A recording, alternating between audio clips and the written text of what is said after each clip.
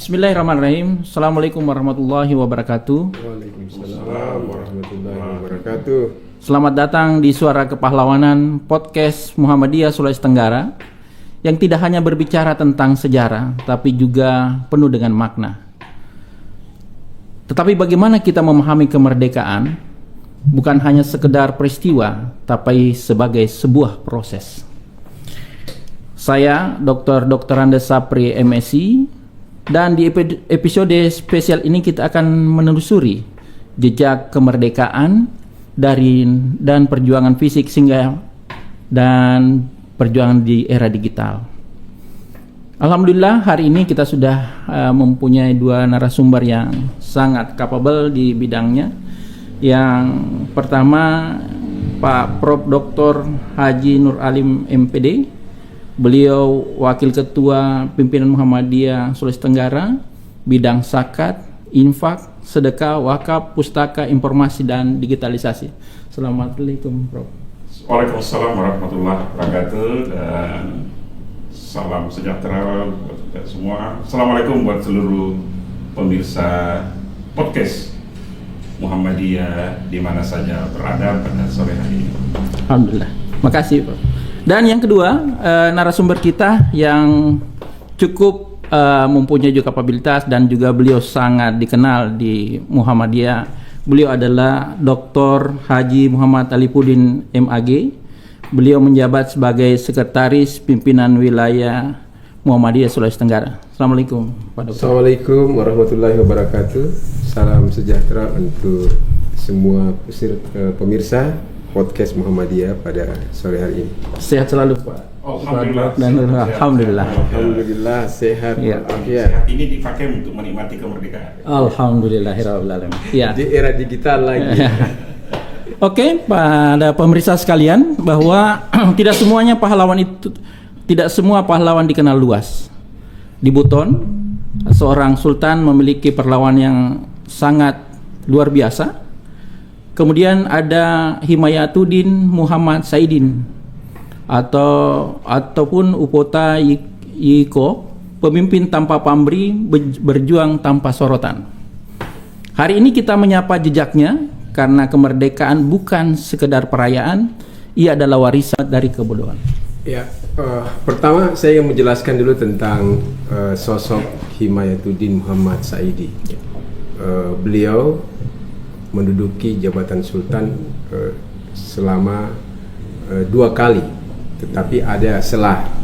Jadi ada selah karena periode pertama beliau terangkat menjadi sultan, kemudian karena keteguhan beliau mempertahankan jati diri sebagai seorang muslim, sebagai seorang pemimpin di Buton yang pada saat itu tidak mau terkooptasi dengan Belanda, itu dia memilih untuk masuk ke hutan. Oleh karena itulah beliau digelar dengan Oputa Iko. Oputa Iko itu adalah raja sultan yang menyingkir ke hutan. Dia meninggalkan jabatannya karena dia tidak rela untuk menggadaikan negerinya kepada VOC. Nah, setelah lama berjuang di hutan, kemudian beliau diangkat lagi menjadi sultan. Jadi beliau itu 2 kali diangkat menjadi sultan di Buton.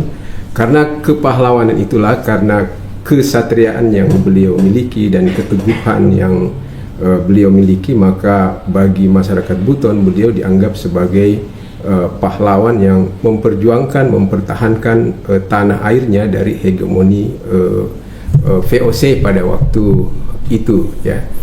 Nah, Himayatuddin sebagaimana Muhammadiyah, ya. Jadi sekalipun masanya berbeda karena Himayatuddin itu pada awal abad 18, sedangkan Muhammadiyah itu pada awal abad ke-19, ya, abad ke-19.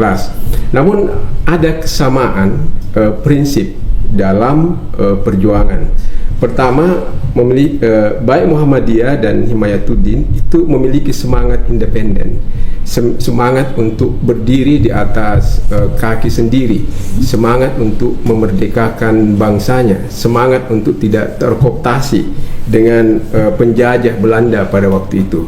Itu beberapa kesamaan yang penting untuk dicatat. Jadi baik Himayatuddin sebagai Sultan Buton dan Muhammadiyah sebagai institusi sejak awal didirikan oleh Kiai Haji Ahmad Dahlan itu berusaha untuk melakukan perlawanan terhadap segala bentuk penindasan hegemoni yang dilakukan oleh Belanda pada waktu itu. Hanya dalam konteksnya Muhammadiyah itu pada abad 19 dan kemudian Himayatuddin pada awal abad ke-18. Namun baik Himayatuddin dan person-person Muhammadiyah dan secara institusi itu memiliki semangat perlawanan atas penindasan dari Belanda. Yang kedua, bahwa harus diketahui bahwa Buton itu adalah satu daerah kesultanan. Daerah kesultanan kita ketahui adalah daerah yang ditegakkan atas dasar prinsip-prinsip Islam. Tampaknya prinsip-prinsip Islam itulah yang ada pada diri dan jiwa Himayatuddin yang tidak ingin terkooptasi dan terhegemoni oleh Belanda. Sama dengan Muhammadiyah. Muhammadiyah adalah pergerakan Islam, sekalipun Muhammadiyah banyak dikenal sebagai pergerakan dakwah, tetapi Nakamura menyebutkan bahwa Muhammadiyah itu adalah pergerakan sosial. Pergerakan sosial atau yang dalam bahasa Inggris disebut dengan social movement. Social movement itu adalah sebuah kumpulan kumpulan orang yang berkumpul dalam satu organisasi ya dengan satu tujuan yang sama, dan biasanya social movement itu berusaha untuk melakukan penentangan terhadap hegemoni baik yang bersifat politik maupun yang bersifat budaya. Jadi itu dua hal yang saya bisa jelaskan tentang hubungan antara bagaimana perjuangan Himayatuddin dan perjuangan Muhammadiyah memaknai kemerdekaan itu sendiri. Nah, bagi Himayatuddin dan Muhammadiyah, merdeka itu menjadi penting karena dengan merdeka kita berdiri di atas kaki sendiri dan kita bisa menentukan nasib kita sendiri. Oh ya. Terima kasih Pak Dokter, luar biasa Pak Ustaz. Nah, mungkin pertanyaannya berlanjut Pak Dokter. Kalau dulu kita para pejuang menggunakan strategi dan juga menggunakan senjata, apa peran Muhammadiyah dalam melanjutkan perjuangan ini lewat pendidikan dan dakwah? Ya, Muhammadiyah sejak awal didirikan ya, Pekok misalnya menyebutkan bahwa 13 tahun setelah berdirinya itu Muhammadiyah telah mendirikan lebih dari 1000 lembaga atau institusi pendidikan. Wah, luar biasa. Nah, kalau kita mengutip para analis sosial ya, menjadi sangat menarik mengapa Muhammadiyah yang didirikan oleh Ahmad Dahlan itu tidak didirikan sebagai organisasi politik. Sekiranya Muhammadiyah dari awal itu didirikan sebagai organisasi politik, maka mungkin Muhammadiyah saat ini tinggal menjadi fosil sejarah. Tetapi karena Muhammadiyah didirikan sebagai organisasi sosial yang bergerak dalam bidang pendidikan, kesehatan, dan filantropi, maka Muhammadiyah itu bisa bertahan sampai sekarang.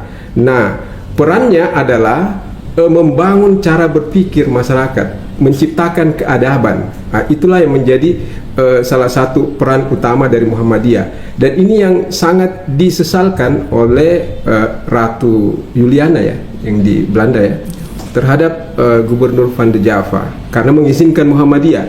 Jadi ada satu kesalahan politik dari Belanda karena dia mengizinkan Muhammadiyah itu berdiri. Nah, mengapa mereka mengizinkan Muhammadiyah berdiri? Karena Muhammadiyah berdiri bukan sebagai organisasi politik. Sekiranya Ahmad Dahlan mendirikan Muhammadiyah sebagai organisasi politik, maka kemungkinan tidak akan diizinkan oleh Belanda. Tetapi para intelektual VOC pada waktu itu Belanda itu tidak berpikir sampai sejauh apa yang dipikirkan oleh Ahmad Dahlan. Ternyata dengan mendirikan Muhammadiyah sebagai organisasi politik, sebagai organisasi pendidikan, di lembaga-lembaga pendidikan itulah ditempa ditempa banyak kader-kader bangsa, kader-kader umat yang kemudian itu menjadi pilar utama, menjadi agen-agen perubahan yang melakukan penentangan terhadap penjajah. Kita kenal dari 200 sekian pahlawan di pahlawan nasional itu ada 23 dari Muhammadiyah atau sekitar 11%. Jadi 11% pahlawan nasional itu disumbangkan oleh Muhammadiyah atau penyumbang terbanyak pahlawan nasional di negeri kita. Kita kenal ada Ahmad Dahlan, ada Walida, ada Mas Mansur, dan yang paling fenomenal ada Soekarno dan ada Sudirman. Ini tokoh-tokoh yang lahir dari Muhammadiyah, yang lahir dari pendidikan Muhammadiyah. Nah itu. Jadi yang kedua tentu saja di era sekarang pendidikan ini menjadi amat penting karena bangsa kita ini menjadi salah satu bangsa yang sangat tertinggal di bidang pendidikan. Kalau dalam konteks agama memang kita dianjurkan oleh Nabi. Nabi mengatakan siapa yang menginginkan kehidupan dunia maka hendaklah dia memperbanyak ilmu. Siapa yang menginginkan kehidupan akhirat hendaklah dia menguasai ilmu. Siapa yang menginginkan keduanya maka hendaklah dia menguasai ilmu. Karena itulah pilihan Muhammadiyah berada pada dunia pendidikan, karena untuk menguasai dunia itu harus dengan ilmu. Keterpurukan umat Islam sekarang itu karena ketidakmampuan umat Islam menguasai teknologi. Kemajuan umat Islam pada abad pertengahan itu karena umat Islam itu dapat menguasai teknologi pada waktu itu, menguasai ilmu pada abad-abad ke-2 sampai ke-9 Hijriah. Itu umat Islam menjadi pionir ilmu pengetahuan. Tetapi setelah masa berikutnya umat Islam mengalami kemunduran. Karena itulah Muhammadiyah menyadari itu untuk memajukan peradaban umat Islam dan mengembalikan masa keemasan umat Islam yang kita sebut dengan the golden age of civilization, Islamic civilization. Itu salah satu jalannya adalah dengan ilmu pengetahuan. Dan yang kedua, selain dengan pendidikan, Muhammadiyah juga melakukan kegiatan-kegiatan pemberdayaan di tengah masyarakat, memberikan mendorong cara berpikir masyarakat untuk bisa maju dengan giat-giat pemberdayaan di akar rumput. Itu yang dilakukan oleh Muhammadiyah dalam rangka mengisi kemerdekaan ini. Luar biasa, Prof. Begitu banyaknya pahlawan-pahlawan Muhammadiyah yang berjuang untuk mencari kemerdekaan di Republik Indonesia, juga di Sulawesi Tenggara. Luar biasa. Kemudian saya lanjut kepada narasumber kita yang kedua. Beliau ini Prof yang luar biasa mengetahui banyak pendidikan. Yang saya mau tanya ini, Prof, apa peran pemuda Muhammadiyah dalam menegakkan atau mengobarkan semangat juang dari pahlawan kita di era digital ini, Prof? Silakan, Prof. Baik. Jadi pertama kita lihat sejarah ya. Sejarah itu secara bahasa orang suarakan dengan histori ya. Tapi secara prinsip saja berbeda. Sejarah itu berasal dari kata sejarah. Sejarah itu adalah pohon. Pohon itu adalah sesuatu yang bersambung terus menerus, mulai dari akar sampai ke buah. Artinya, apa yang terjadi di masa lampau, kita ingin wariskan sejarah terus menerus. Kalau kita menginterpretasi dan menerjemahkan sejarah masa lalu untuk masa kini, maka apa yang ada di masa lalu itu harus ada ketersambungan dengan dunia atau dinamika kekinian.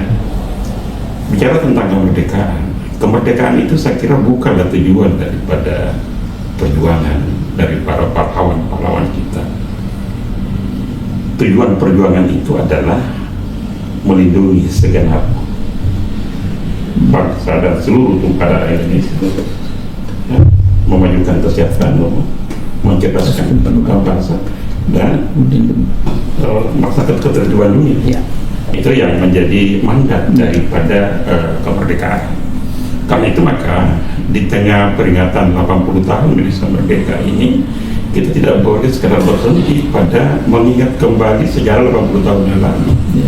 Ya, tapi bagaimana memanfaatkan momentum kemerdekaan yang telah diproklamasikan yang lalu itu 20 tahun yang lalu dalam rangka untuk mewujudkan tujuan kemerdekaan itu sendiri. Dan yang pertama, kalau kita tarik lagi benang merahnya adalah kesejahteraan. Adalah kesejahteraan rakyat. Lalu bagaimana dengan angkatan muda atau pemuda Muhammadiyah menerjemahkan kemerdekaan itu, mengisi kemerdekaan itu, mengaktualisasikan kemerdekaan itu dalam era kekinian atau di era digital.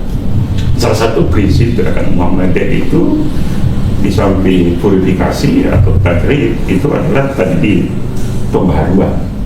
Ya, karena itu maka Muhammadiyah selalu mengedepankan dan mengutamakan salah satu aspek penting adalah menyesuaikan hal-hal yang ada dengan kondisi, situasi, ya, dan dinamika yang terjadi.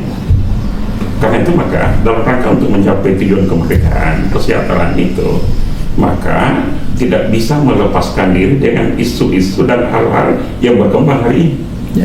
Di antaranya adalah digital. Betul Prof. Nah, bagaimana memanfaatkan digital ini baik sebagai instrumen, sebagai alat, maupun sebagai aspek-aspek yang menjadi perhatian dalam gerakan amal usaha Muhammadiyah yang utamanya dipelopori oleh para pemuda. Pemuda tidak boleh ketinggalan, ya, dapat memanfaatkan dan menggunakan teknologi informasi atau teknologi digital ini dalam gerakan amar ma'ruf nahi munkar, menggunakan teknologi informasi dan digital ini dalam membangun kolaborasi antar pemuda, menggunakan teknologi informasi dan teknologi digital ini dalam gerakan pemberdayaan masyarakat di UMKM umpamanya, dalam dakwah umpamanya, dakwah digital, ya, sehingga dakwah itu tidak cukup hanya kemudian di mimbar umpamanya, tapi dapat kita gunakan dunia digital hari ini, media sosial termasuk yang kita gunakan hari ini. Karena itu maka ini adalah salah satu visi penting dari Muhammadiyah, itu visi tajdid itu adalah selalu memperbarui, ya, memperbarui dan memajukan sesuai dengan perkembangan yang ada, sehingga gerakan Muhammadiyah ini senantiasa aktual dan relevan dengan perkembangan zaman. Kuncinya adalah warga persyarikatan khususnya Muhammadiyah itu harus adaptabel dan kompatibel dengan teknologi informasi dan kemudian teknologi digital tadi. Iya, terima kasih Prof. Wah, luar biasa. Baru saya tahu ini ternyata sejarah itu ada pengertian lain yang dimana dari awal sampai akhir kita harus tahu. Dan yang mungkin yang kedua, Pak Prof, yang mau ditanyakan adalah bagaimana sejarah lokal yang ada di Sulawesi Tenggara ini bisa menjadi sebuah dakwah yang bisa mencerahkan dan menggugah semangat para pemuda kita untuk mengisi kemerdekaan itu dengan upaya untuk membangun pada jiwa atau raganya. Kira-kira bagaimana dalam dakwah atau pencerahan itu? Iya, jadi salah satu tokoh seperti yang kita angkat tadi itu kan Puputa Yiko, ya.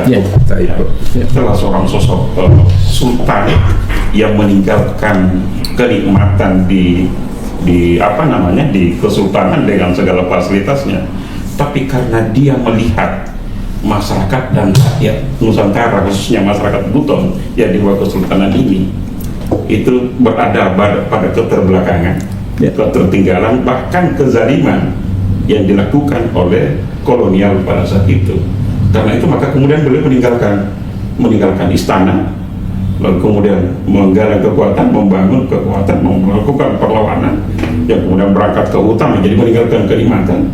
Tapi ini tentunya adalah dasarnya ada ketulusan, ada keikhlasan untuk mengangkat dan tidak untuk mengangkat derajat masyarakat, tidak hanya sekedar egosentris dari yang bersangkutan. Dan ini saya kira akan senantiasa aktual kapan saja dan di mana saja. Dalam rangka untuk mengangkat hak dan martabat masyarakat ini, maka berbagai instrumen dapat digunakan. Salah satu di antaranya adalah instrumen melalui pendidikan, kesehatan, dan kegiatan-kegiatan kesejahteraan sosial yang lain. Karena saya kira suatu hal yang mustahil untuk mencapai kesejahteraan masyarakat, ya, kalau kemudian pendidikannya tertinggal, ekonominya terbengkalai, tidak berdaya, daya belinya rendah. Karena itu maka perjuangan mereka sampai hari ini belum selesai. Kita belum merdeka dari daya beli yang rendah. Kita belum merdeka dari pendidikan yang ketiga. Kita belum merdeka dari ekonomi yang masih di bawah. Nah, ini harus menjadi cita-cita bersama, termasuk para pemuda. Iya, betul. Para pemuda tidak boleh berhenti, tidak boleh puas karena sudah merdeka. Selesai perjuangan. Betul. Kemerdekaan itu bukan tujuan. Kemerdekaan itu baru merupakan jembatan untuk mencapai tujuannya. Tujuannya adalah kesejahteraan lahir dan batin, duniawi dan ukhrawi. Iya. Oh gitu, Prof. Wah, luar biasa nih, Prof. Dengan banyak yang bisa kita ambil dari proses kemerdekaan ke-80 dari perjuangan Republik Indonesia ini. Melihat dari kondisi itu, maka kita bisa lihat bahwa pahlawan bukan hanya mereka yang berperang, tapi juga yang mencerahkan dalam semangat Muhammadiyah. Kepahlawanan berarti berdakwah, pendidikan, dan pengabdian untuk kemanusiaan, Pak Prof. Dan ke hari ini kita menjadi pahlawan yang bisa berarti bukan hanya untuk berjuang, tapi dari tadi konteks yang disampaikan Prof dan Pak Dokter bahwa dalam kepahlawanan itu bisa saja disebut dengan mengajar generasi yang sekarang seperti di era radikal, membantu sesama, menjaga persatuan, dan berkarya untuk bangsa, karena setiap langkah menuju kebaikan adalah bagian dari perjuangan. Gitu ya, Prof, ya, gitu. Ya, kita lanjut pada pertanyaan Pak Dr. Alipudin. Dalam gerakan Muhammadiyah, dakwah bukan hanya mimbar, tapi bisa juga dijelaskan bagaimana dakwah itu menjadi bentuk kepahlawanan sosial yang ada di Sulawesi Tenggara, yang lebih spesifik itu, Pak Dokter. Silakan, Pak Dokter. Ya, Muhammadiyah sejak awal berdiri ya pada tahun 1912 itu sudah menggabungkan dua hal dalam dakwah itu. Yang pertama dakwah bil lisan secara verbal dan dakwah bil hal. Bahkan dalam banyak kasus dakwah Muhammadiyah itu lebih menonjolkan dakwah bil hal. Dakwah bil hal adalah dakwah dengan aksi nyata di ruang publik, sehingga kita memang agak defisit, agak kekurangan kader untuk dakwah verbal. Yang banyak di Muhammadiyah itu adalah kader-kader dakwah yang bertindak nyata di ruang publik itu. Nah, oleh karena itu dalam rangka mengisi kemerdekaan memang kedua hal ini penting, baik dakwah yang bersifat tablik tadi dan dakwah yang bersifat aksi sosial di ruang publik ya. Oh iya, ya. Berarti memang kemerdekaan itu tidak hanya membawa senjata kemudian strategi, tetapi dalam daerah sekarang itu bisa dilakukan dengan beberapa hal, termasuk dengan nilai sosial. Nah, konteks sosial yang bisa dimaknai Muhammadiyah itu sebagai gerakan sosial ya, kira-kira bisa spesifiknya gimana itu, Pak Dokter? Ada tiga hal sebenarnya yang sangat melekat dengan Muhammadiyah dalam gerakan Muhammadiyah. Yang pertama itu tadi schooling. Schooling itu adalah pendidikan. Kita mengetahui bahwa lembaga pendidikan Muhammadiyah, misalnya lembaga pendidikan dasar PAUD itu ada sekitar 22.000. Itu mungkin lembaga pendidikan PAUD yang terbanyak di seluruh dunia, itu yang dimiliki oleh Muhammadiyah. Nah, kemudian ada lembaga pendidikan dasar, menengah sampai ke perguruan tinggi. Perguruan tinggi Muhammadiyah sekarang ada sekitar 170-an.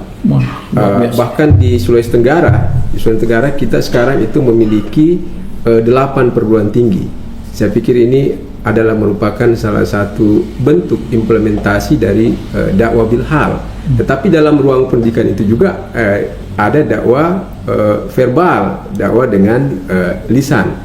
Jadi kita punya lembaga pendidikan di Muhammadiyah itu tidak hanya ada di kota-kota, tetapi juga menyasar daerah-daerah pinggir dan pesisir, ya, bahkan sampai di daerah-daerah 3T di wilayah-wilayah timur Indonesia yang sangat terpencil.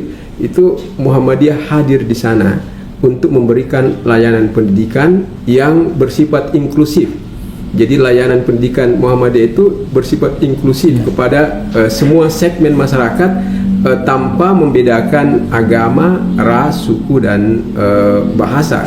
Misalnya kita punya lembaga pendidikan di Papua yang hampir 90 atau 80% murid dan mahasiswanya ke perguruan tinggi itu bukan beragama Islam. Dan uniknya ini Pak Sapri, mereka juga diberikan beasiswa dari dana-dana infak warga Muhammadiyah. Masya Allah. Karena Muhammadiyah berpandangan bahwa infak dan sedekah itu tidak harus dikhususkan kepada orang-orang Muslim, tetapi juga bisa ditasarrufkan, bisa diberikan kepada mereka yang tidak seagama.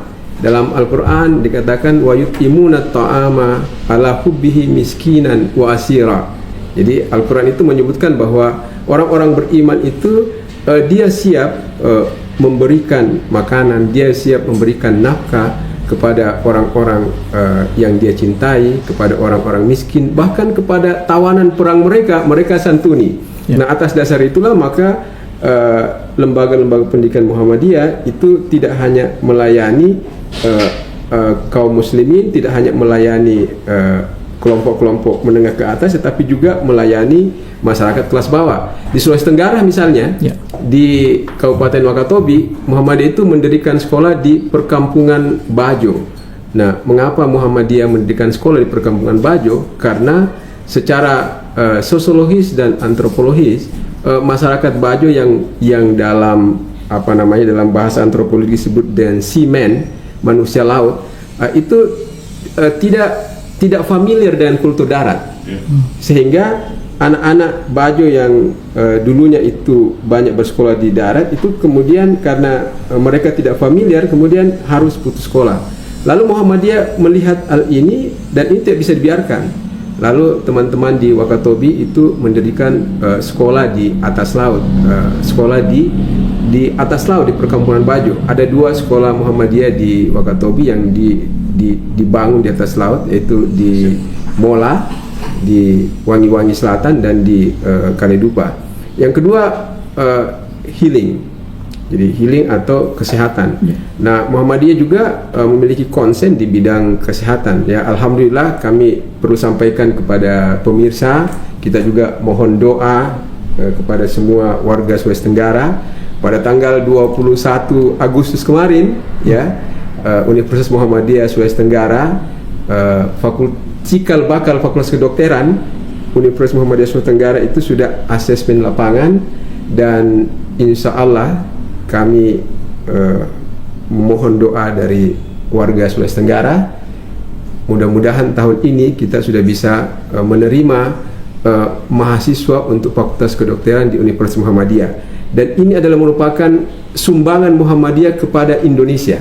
Jadi Fakultas Kedokteran ini bukan Fakultas Kedokteran untuk Muhammadiyah, tetapi untuk seluruh masyarakat dalam rangka menyukseskan dan membangun masyarakat Indonesia yang sehat. Karena berdasarkan data statistik kita masih sangat membutuhkan para dokter. Karena itulah pemerintah mendorong semua pihak untuk mendirikan Fakultas Kedokteran, dan salah satu Fakultas Kedokteran yang akan berdiri dalam waktu dekat ini itu adalah Fakultas Kedokteran di Universitas Muhammadiyah Kendari. Dan yang ketiga adalah feeding, sosial. Nah, Muhammadiyah sangat melekat dengan warna sosial ini.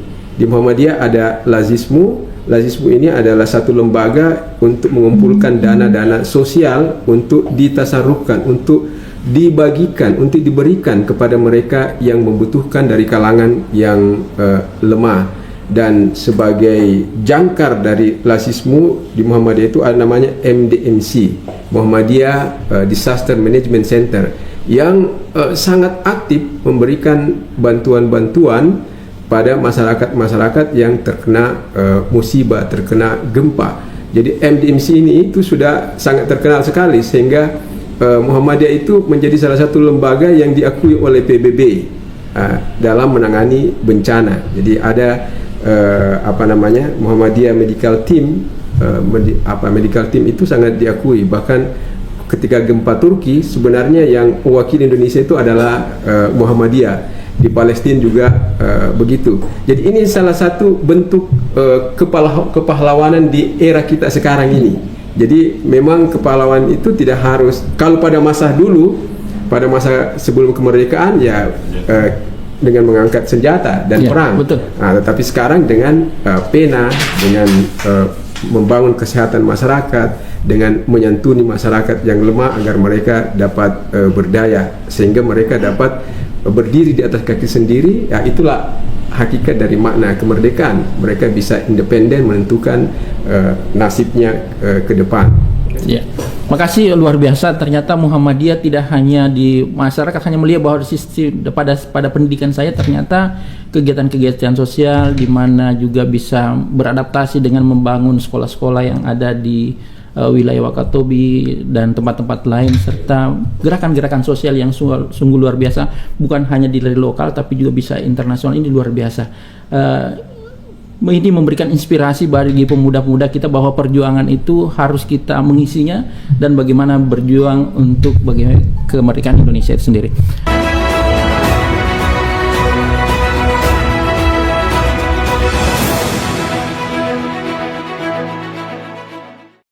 Sungguh luar biasa narasumber kita yang memberikan masukan dan memberikan pencerahan pada kita tentang makna kemerdekaan itu sendiri.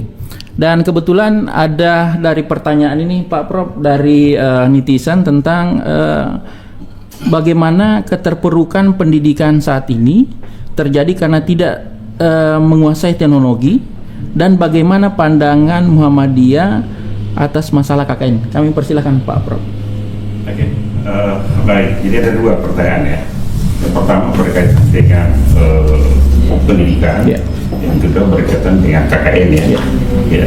Bicara tentang sukses atau keberhasilan pendidikan, tentu ini sesuatu yang kompleks, tidak berdiri sendiri. Faktor yang berkontribusi terhadap suksesnya pendidikan itu tidak tunggal, tapi ini adalah sesuatu yang kompleks. Salah satu di antaranya teknologi. Tapi teknologi tidak akan menjadi otomatis sukses pendidikan itu ketika teknologi itu terakomodir dalam penyelenggaraan pendidikan, karena ada faktor guru, faktor lingkungan, faktor keluarga, ya, faktor materi dan lain-lain. Tapi hampir dapat dipastikan di era kekinian, ketika pendidikan itu gagal dalam teknologi, maka pasti ketinggalan. Karena dunia hari ini adalah dunia digital, dunia teknologi.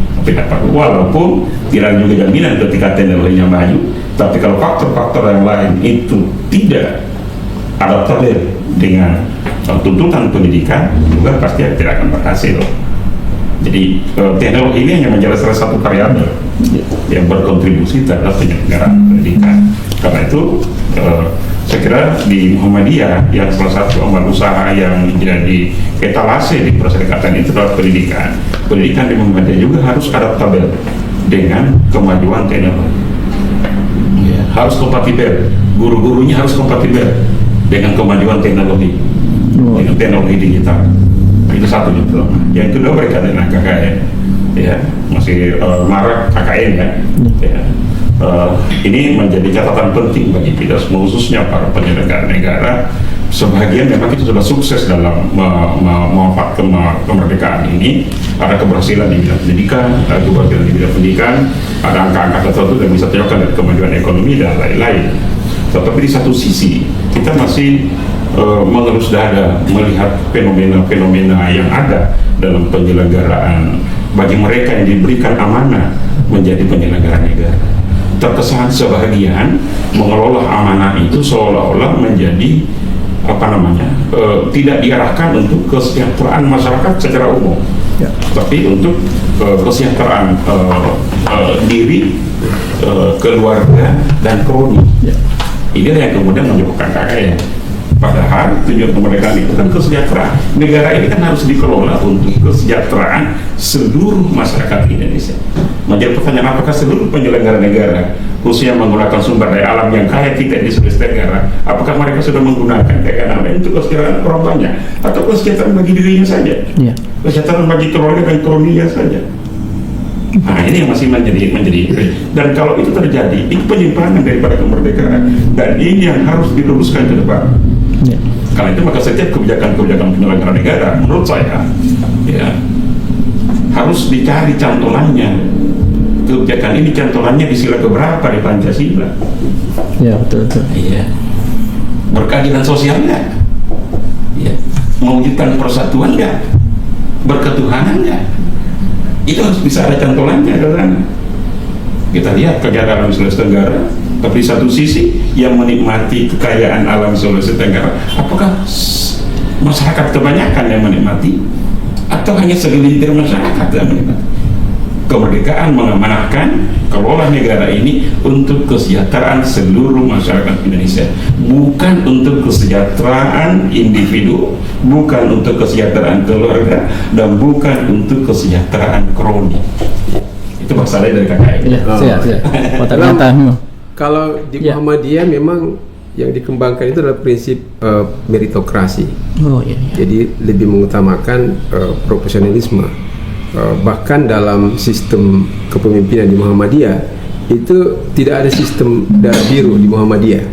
Jadi misalnya kita melihat dari masa awal Ahmad Dahlan itu tidak mewariskan Muhammadiyah ini kepada keluarganya, tetapi yang menjadi pimpinan dalam Muhammadiyah itu didasarkan atas kapasitas individual, kapabilitasnya, kemudian integritas moral, dan itu yang kita sebut dalam dunia modern ini dengan meritokrasi sebagai lawan dari KKN, dan itu dikembangkan di lembaga-lembaga Muhammadiyah. Jadi Muhammadiyah sebenarnya bisa menjadi salah satu contoh teladan dalam memberangus sifat dan sikap-sikap KKN. Muhammadiyah memberikan contoh itu di setiap lembaganya, baik lembaga pendidikan, lembaga kesehatan yang didirikan, bahkan di sekolah-sekolah Muhammadiyah di timur Indonesia itu banyak dosen-dosen Muhammadiyah itu bukan dari kaum muslimin.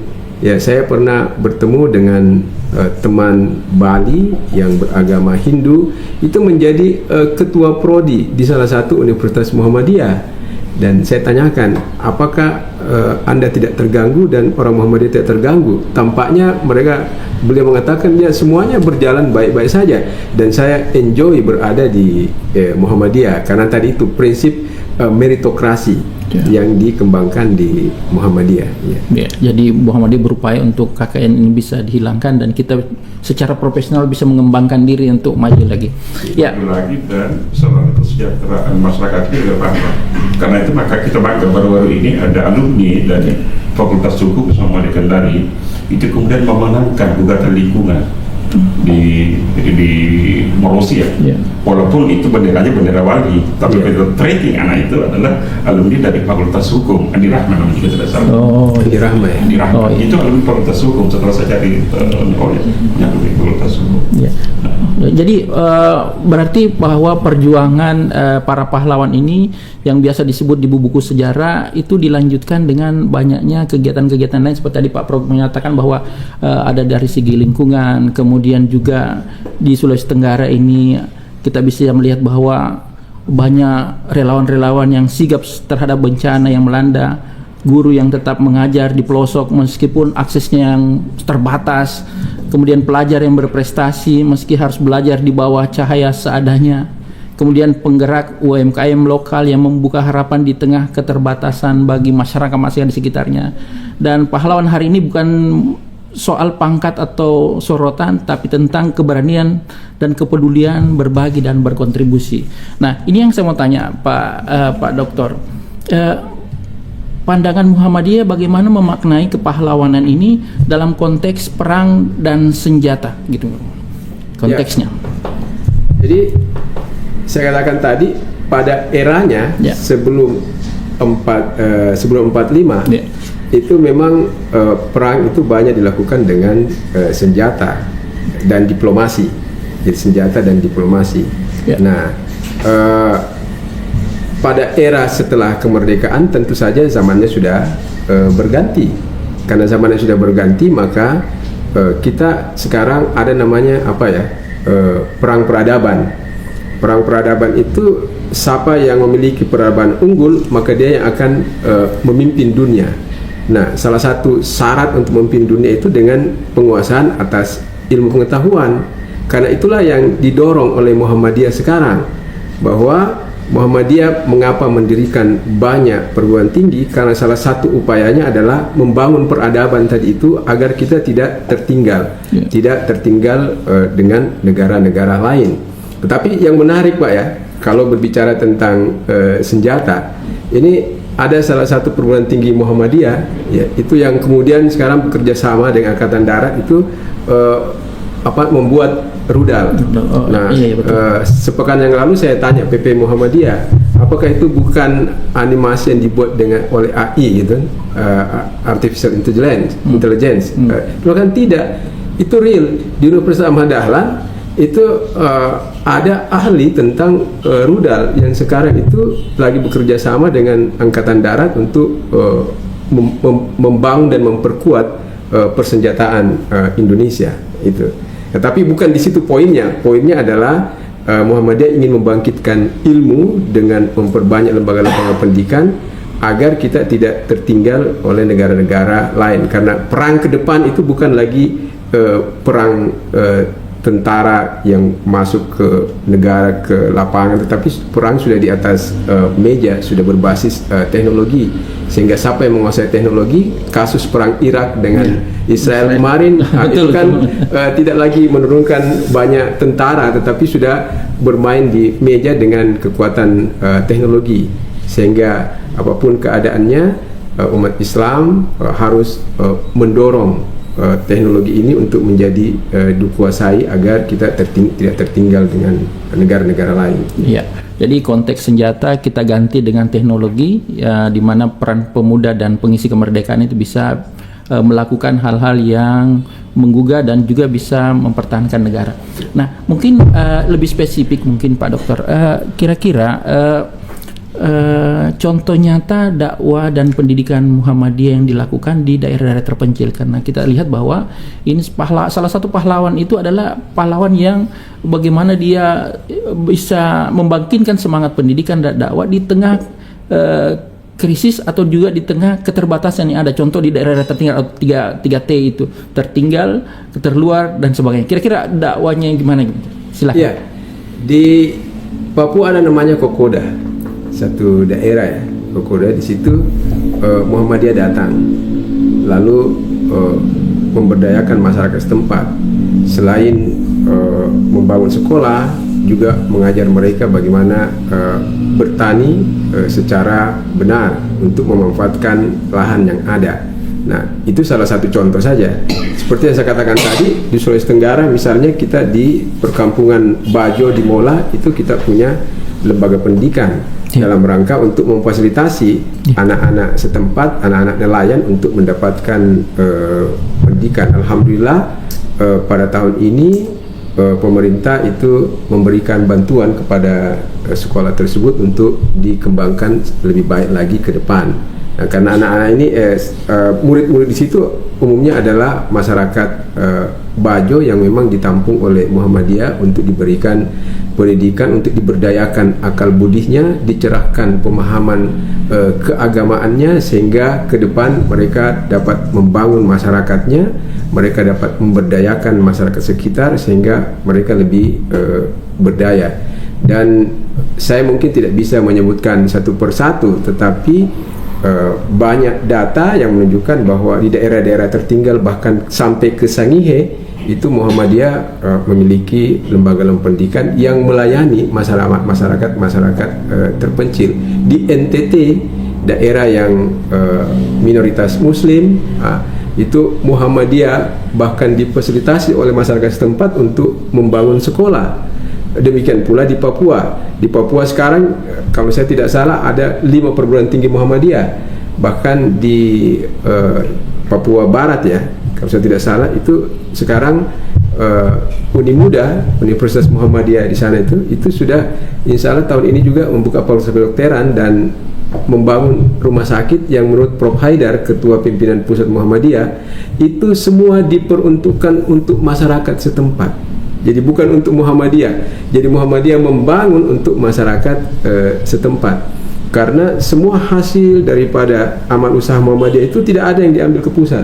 Semua dikembangkan di daerah itu dalam rangka untuk memakmurkan dan memberdayakan masyarakat di mana Muhammadiyah berada. Ya. Ya. Oh, jadi ternyata Muhammadiyah ini sudah masuk pada level-level bukan hanya di tingkat perkotaan tapi juga di pedesaan, membangun dakwah, kemudian juga membangun secara fisik dan sebagainya untuk mencerdaskan sebuah bangsa. Saya kira itu luar biasa. Kita kembali Pak Prof. Pak Prof, bagaimana pendidikan ini menjadi pilar utama Muhammadiyah dalam melahirkan pahlawan-pahlawan yang sunyi. Maksudnya bahwa kenapa pendidikan yang diutamakan, kenapa tidak membangun fisik dan sebagainya? Karena kita lihat kalau fisik kan mudah diukur. Kalau ada sebuah pembangunan kita lihat oh ini berhasil. Nah, kenapa Muhammadiyah mengutamakan pendidikan dalam upaya untuk mencerdaskan sebuah bangsa, Prof? Jadi pendidikan itu dipandang Muhammadiyah sebagai jembatan strategis dalam rangka untuk mencapai kehidupan maju, modern, sejahtera. Dengan pendidikan maka dia akan berefek kepada aspek-aspek kehidupan yang lain. Pendidikan itu akan mendorong kesehatan, pendidikan itu akan mendorong ekonomi, pendidikan itu akan mendorong dan berbagai macam aspek-aspek yang lain. Dia menjadi multi efek. Ya, kita lihat satu kampung yang ada tingkat pendidikannya tinggi atau ada lembaga pendidikan di situ, maka tingkat perlahan di kampung itu akan berbeda dengan kampung yang tidak ada lembaga pendidikan. Itu baik dari sisi kesehatan, sanitasi dan lain-lain sebagainya. Jadi kan orang pada lingkungan yang kecil di rumah tangga, ibu rumah tangga yang menjadi tulang punggung domestik keluarga di lingkungannya itu akan berbeda ketika ibu rumah tangga itu orang terdidik dengan ibu rumah tangga yang tidak memiliki pendidikan. Pasti pendidikan terhadap anaknya tanggung jawab domestik yang lain itu akan berbeda. Karena itu maka pendidikan ini menjadi saya katakan jembatan strategis untuk merubah yang lain. Karena itu maka pilihan yang Muhammadiyah itu menjadikan pendidikan ini menjadi salah satu pilihan amal sosial, muamalah dan kemasyarakatan yang menjadi prioritas. Dan dalam penyelenggaraannya tidak bersifat eksklusif. Pendidikan yang ada pendidikan yang inklusif untuk semua. Untuk kalau istilahnya itu adalah kemanusiaan universal, bukan untuk komunitas tertentu, agama tertentu, ya. Tidak, tapi semua. Ini sesuai dengan apa yang dikreasikan oleh PBB, Education for All, pendidikan untuk semua. Sebelum dikreasikan, Muhammadiyah sudah menerjemahkan dalam bentuk nyata di masyarakat itu. Ya. Nah, karena itu maka pendidikan itu menjadi salah satu penting, tapi bukan berarti bahwa Muhammadiyah itu hanya pendidikan saja. Ya. Tapi ada kesehatan, ada pemberdayaan, ada dan berbagai macam perhatian dan kepada mereka yang termarginalkan. Ya, ada panti asuhannya ya untuk mereka yang rentan terhadap memiliki kerentangan itu mendapat perhatian di kesehatan untuk kesejahteraan sosial. Ya. Dan pendidikan ini bergerak mulai dari pusat perkotaan sampai di ujung kampung sekalipun, maksud 3T tadi, atau mungkin terjadi 4T, 4T yang keempat mungkin yang terlupakan. Dia masuk di situ. Ya betul. Dari ujung utara, kalau utara, yang terabaikan, supaya teringatkan. Ya, luar biasa Prof, bahwa memang Muhammadiyah dengan pendidikannya menyangkut juga pada bukan hanya pendidikan tapi pada aspek-aspek sosialnya. Nah, bagaimana Muhammadiyah melihat bahwa pendidikan dan sosial itu menjadi sebuah perjuangan dan ibadah bagi kita sebagai pemuda dan juga generasi selanjutnya dalam mengisi kemerdekaan. Pendidikan dari sisi agama, pendidikan itu kan sebenarnya amanah ilahiyah ya. Wa'alam Adam ala sema'akullah semarang mulai. Belum lagi hadis seperti yang disampaikan oleh Pak Sekul tadi, Pak Sekretaris tadi. Kalau mau kuasai dunia, mau kuasai akhirat, mau kuasai dua-duanya ya dengan ilmu. Dan ilmu ini didapatkan melalui pendidikan. Salah satu instrumen utama melalui pengetahuan itu adalah melalui pendidikan. Karena itu maka pendidikan itu menjadi penting. Dilihat dari aspek spiritual, dilihat dari aspek sosial, bahkan pendidikan itu bisa menjadi instrumen mobilitas sosial secara ekonomi. Akan terangkat sosial ekonomi seseorang Karena ketika pendidikan itu dimiliki, ya pendidikan ini jangan ditekan dengan ijazah saja. Pendidikan itu ditandai dengan penguasaan wawasan dan pengetahuan yang luas, penguasaan keterampilan dan karakter yang baik. Jika ini karakter yang baik, maka peluang, kesempatan, potensi untuk dapat mengakses ekonomi itu lebih terbuka. Jadi pendidikan jangan ditekan dengan ijazah. Itu hanya administrasinya lah. Iya. Oke. Tapi intinya tadi itu wawasan, pengetahuan yang luas, keterampilan yang memadai, dan karakter yang baik. Nah, itu lebih memudahkan ketika ingin mudah mengakses sumber-sumber ekonomi, maka tentu derajat ekonomi naik. Itu yang saya katakan tadi, bahwa pendidikan ini menjadi instrumen untuk terjadinya mobilisasi sosial dari menengah, dari bawah ke menengah ke timur. Baik. Terima kasih Prof. Luar biasa Pak Dokter dan Pak Prof dalam memberikan masukan tentang bagaimana Muhammadiyah dalam memaknai kemerdekaan ke-80 pada saat ini, sehingga ini memberikan kita kenyataan bahwa Muhammadiyah itu sudah banyak melakukan beberapa hal yang bukan hanya untuk pendidikan, tapi juga masuk pada dakwanya, masuk pada organisasi yang kemudian juga banyak bermanfaat bagi masyarakat, termasuk 3T tambah 1 T lagi Pak Prof tambah 1 tadi yang terlupakan menjadi teringatkan. Nah, mungkin netizen yang kita lihat bahwa banyaknya ini sumber-sumber yang kita dapatkan, pernyataan-pernyataan gini, mungkin saya menyampaikan tentang mungkin Pak Dokter closing statementnya terhadap bagaimana memaknai kemerdekaan atau menginspirasi bagi Sulawesi Tenggara Muhammadiyah ini. Silakan closing statementnya, Prof. Ya, pertama bahwa secara substansi merdeka itu kan berdiri di atas kaki sendiri. Nah, untuk bisa berdiri di kaki sendiri berarti kita harus berdaya. Nah, cara yang paling efektif untuk berdaya adalah dengan menguasai ilmu pengetahuan. Nah, tetapi harus juga ilmu pengetahuan yang berbasis pada iman. Karena itulah dalam Islam amal saleh itu selalu dikaitkan dengan iman. Nah, dalam perspektif Al-Quran, Iqra bismi Rabbi. Jadi kita menuntut ilmu, membangun ilmu, tetapi ilmu yang bersandar, yang berbasiskan pada nilai-nilai Islam dalam segala dimensi.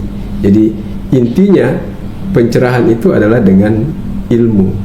Jadi pencerahan dan kemajuan, dan kita bisa lebih memaknai kemerdekaan bangsa Indonesia ini ke depan kalau generasi muda kita itu menjadi pencinta-pencinta ilmu. Tapi ketika mereka terbelakang dari segi pengetahuan, ilmu pengetahuan, maka boleh jadi kita merdeka di dalam nama tetapi tidak merdeka secara substansial. Karena itulah kita melihat banyak dari sumber daya alam kita yang seharusnya bisa menjadi sumber kemakmuran bagi rakyat, tetapi karena kita tidak mampu mengolahnya. Kenapa kita tidak mampu mengolah? Karena kita tidak punya pengetahuan, kita tidak punya cukup ilmu untuk memberdayakan dan memanfaatkan sumber daya alam itu, maka kita harus mengundang pihak lain untuk mengelolanya.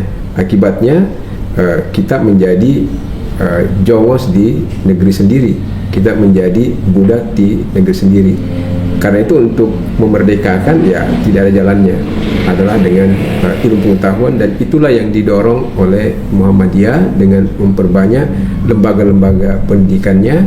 Dan pendidikan Muhammadiyah seperti yang dikatakan Prof. Alim tadi, pendidikan yang bersifat inklusif untuk semua pihak, untuk kemanusiaan yang universal. Ya, saya pikir demikian. Terima kasih.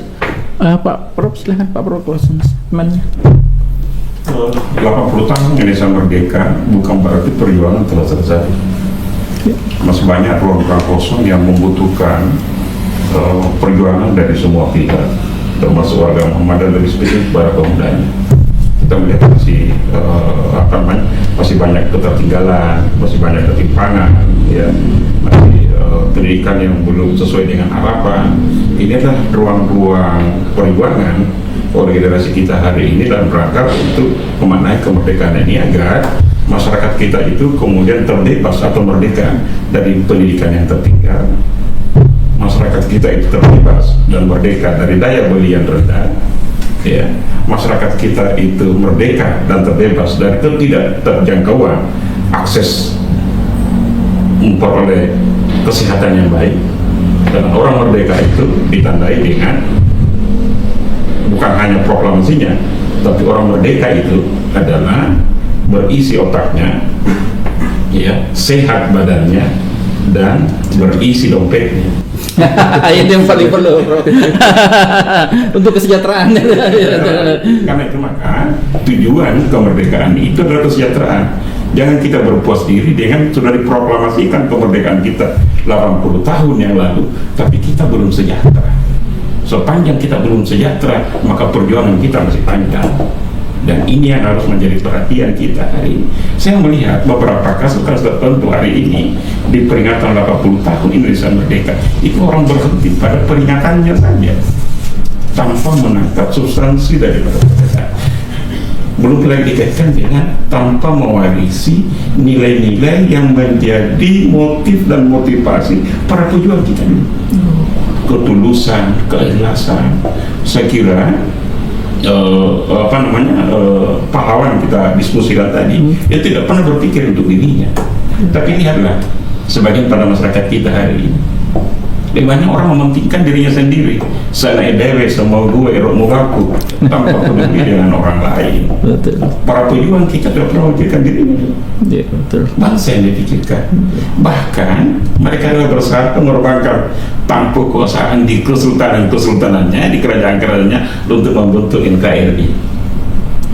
Dan ini harus kita pertahankan dan wariskan secara terus-menerus. Iya. Terima kasih atas penyampaiannya Pak Prof dan Pak Doktor. Begitu banyak yang bisa kita lihat, bisa memperkaya intelektual kita, bahwa memang Muhammadiyah sudah berupaya untuk bagaimana tidak hanya mensejahterakan, memberikan juga pendidikan yang luar biasa bagi Sulawesi Tenggara dan Indonesia pada umumnya. Mungkin akhirnya kita dapat simpulkan bahwa Muhammadiyah Hari Kemerdekaan bukan sekedar perayaan historis, tapi momentum spiritual dan sosial untuk memperbaharui komitmen perjuangan. Kemerdekaan dimaknai sebagai amanah untuk mencerahkan umat melalui dakwah yang inklusif, membebaskan dari kebodohan, ketidakadilan lewat pendidikan, serta memajukan kehidupan dengan aksi yang nyata di bidang kemanusiaan dan ekonomi. Spirit Islam berkemajuan mendorong warga Muhammadiyah untuk menjadi pahlawan masa kini yang tidak hanya mengenang, tapi melanjutkan perjuangan dengan karya, kepedulian, dan keberanian moral. Maka kemerdekaan bukan titik akhir, ia adalah awal dari perjuangan panjang untuk mewujudkan masyarakat utama yang berkeadilan, berilmu, dan beradab. Terima kasih Pak Doktor dan Pak Prof atas informasi yang kita dapat, dan juga banyak yang bisa jadikan kita pengetahuan yang baru untuk kita mengisi kemerdekaan ini. Dan terima kasih juga kepada seluruh pemirsa yang menonton pada hari ini. Mudah-mudahan ini merupakan bagian daripada awal kita untuk bisa bagaimana kita meningkatkan pengetahuan kita, dan juga bagaimana kita nantinya ada informasi melalui podcast ini. Itu yang bisa kami sampaikan. Sekali lagi terima kasih Pak Profesor, Pak Doktor. Semoga kita akan berlanjut dari tempat kegiatan lain, dan inilah bagian daripada upaya kita untuk mengisi kemerdekaan. Terima kasih untuk kita semuanya, dan insya Allah kita akan berlanjut pada lain kesempatan. Dan jangan, wabillahi taufiq wal hidayah. Wassalamualaikum warahmatullahi wabarakatuh. Merdeka. Merdeka. Terima kasih, Bro.